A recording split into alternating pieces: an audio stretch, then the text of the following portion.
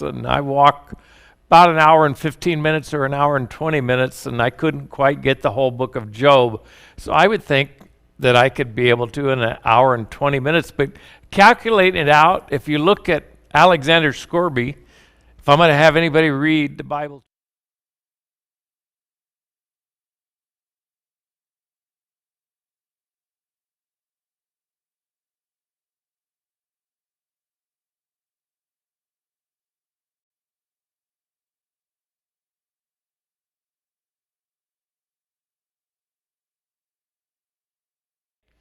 the best thing for you to do with this book, honestly, unless you're real familiar with it, most of us know it piecemeal. We know the wonderful stories, and I'm not even going to really touch much of those tonight and looking at them, but read the whole book through in one sitting. That's your challenge. Read it through in one sitting. That's quite a bit of time that you've got to put there, but it will require dedication, but it'll be worth it, guarantee you.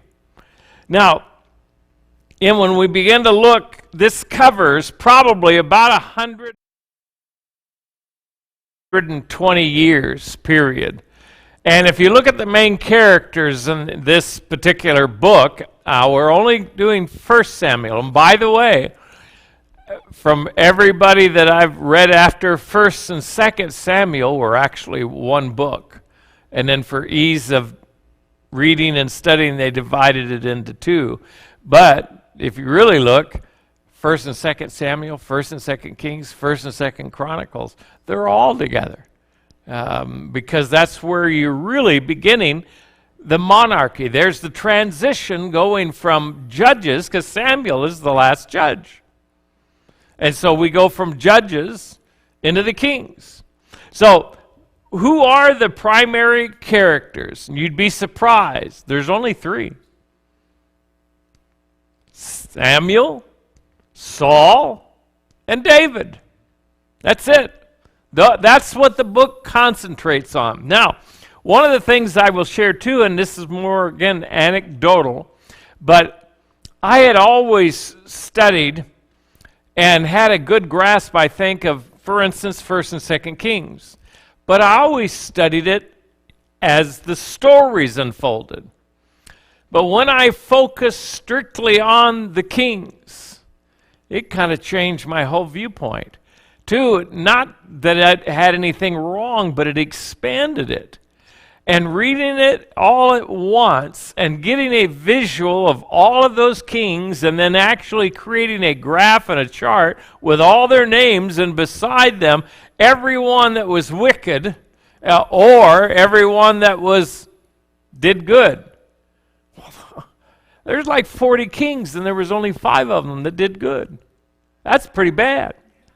That's a pretty sorry situation. And of course, then, too, you've got the divided kingdom.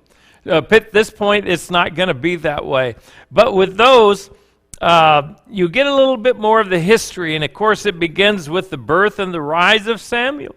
But there are other individuals and other things to bring up. For instance, you would probably remember within 1 Samuel, these are not the main characters, but you've got Eli and then his 2 sons, Hophni and Phinehas, and then you've got Hannah and Elkanah, and you can't forget Peninnah, of course, because that was the one that was the other wife of Elkanah, and just goaded Hannah all that she ever could. Then you've got all of the Philistines. You have a fellow by the name of Ichabod.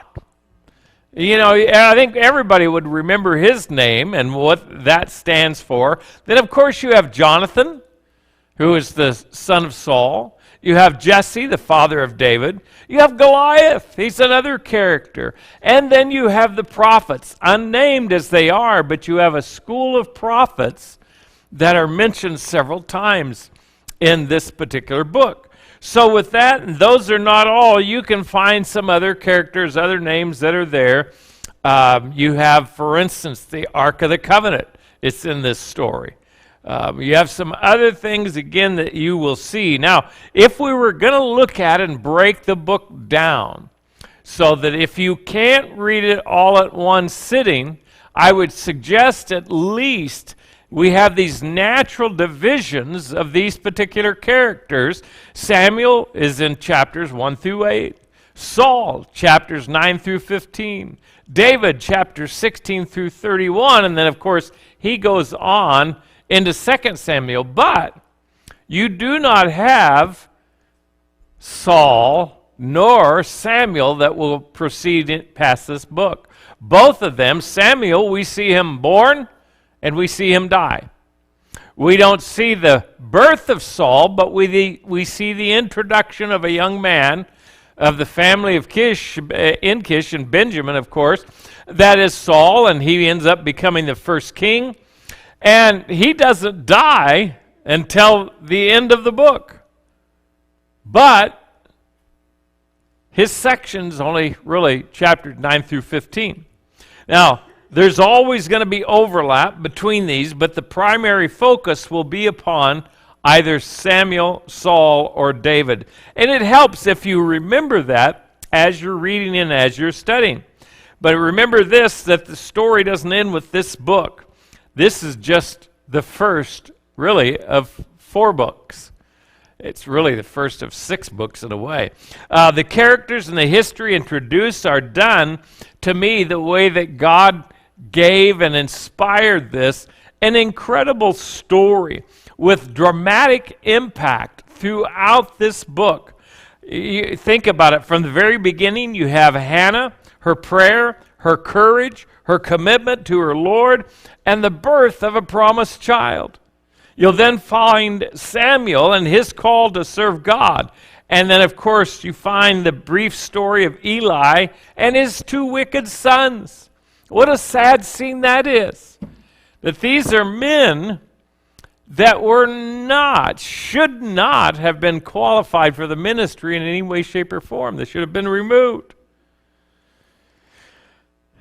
And of course, then you find that they were all killed in one day as the Philistines captured the Ark of the Covenant. Very, again, sad story of their lives.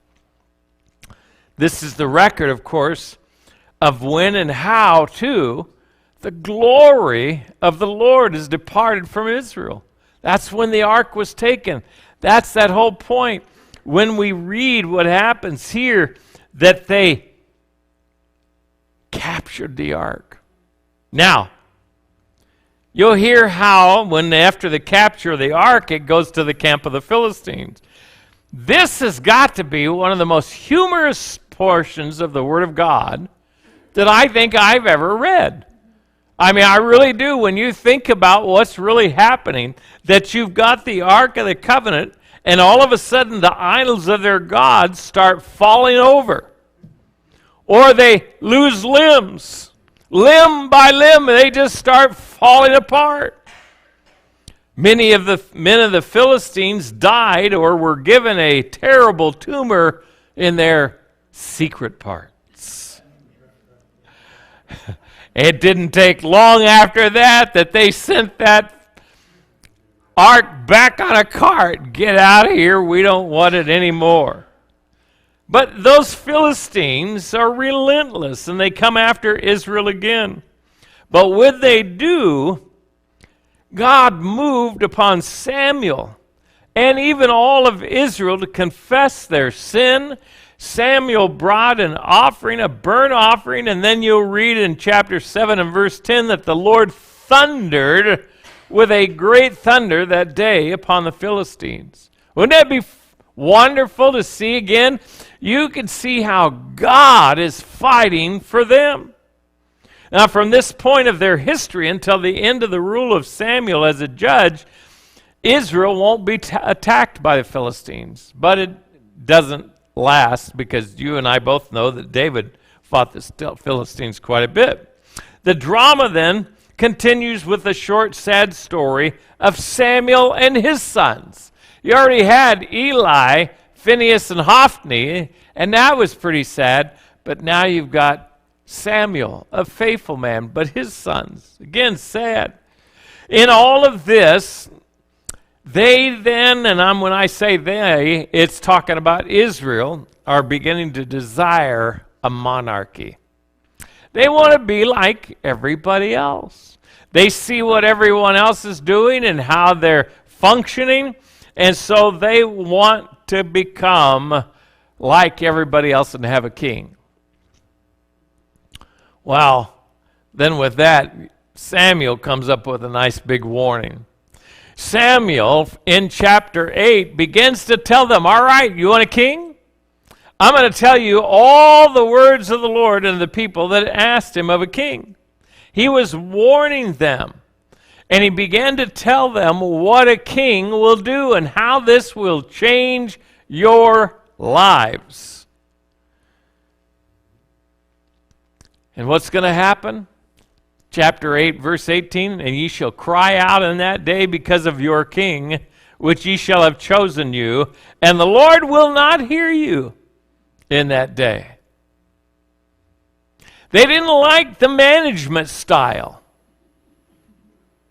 Now, I want you to think about that a little bit. A lot of people don't like the way God manages things. They want to change the church. No, we've got to be more business oriented. No, you need to be more biblically oriented. Follow the Bible. Plain and simple. See, there's practical lessons all through this.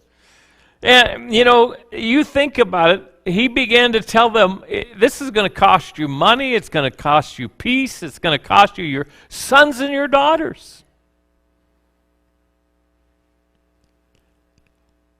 Having a theocracy cost one thing: submission and dedication. And in return, you have guaranteed blessings and victories in every battle. That sounds like a no-brainer. Well, they didn't like the divine rule and raising up of judges only when it was necessary.